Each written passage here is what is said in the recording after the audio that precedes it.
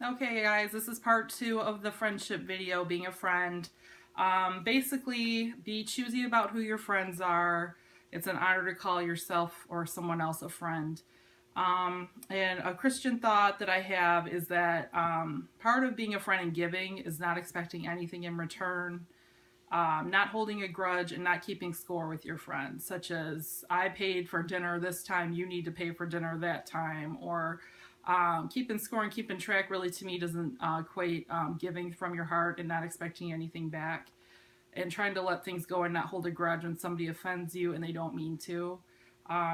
You'll have much better friendships if you're able to do that. And I'm not saying let people walk on you or to allow anyone to treat you anyway, but there is times when you should forgive others and you do want them to forgive you. So I just have about 7 little Bible verses that I wanted to end on. So let's start with John 15:12 through 15.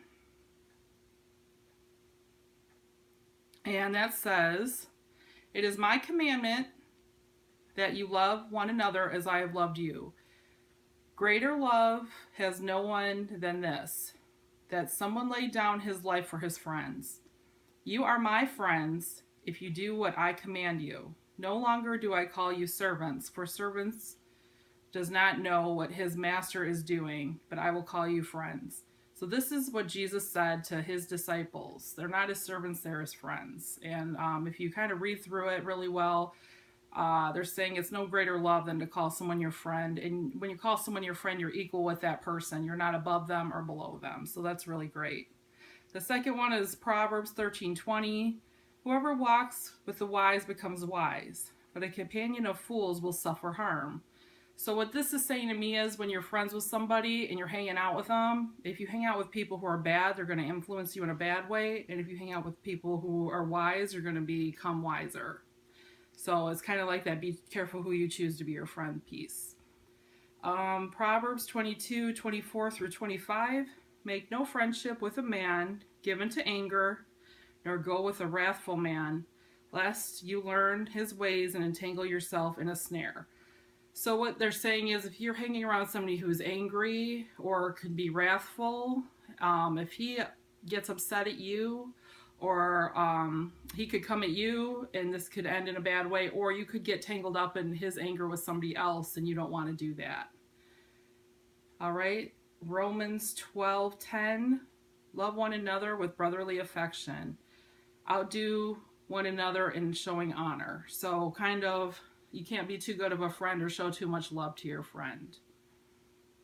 Proverbs 17:17, "A friend loves at all times, and a brother is born for adversity." So no matter what your friend's going through, you're supposed to love them. No matter what your anger or upsetness with that person is, you still really need to love that person. And I think this goes for other kinds of relationships too, like your mother and father, your friendships, your mate, everyone. Try to, love at all times, even when you're not feeling so lovely.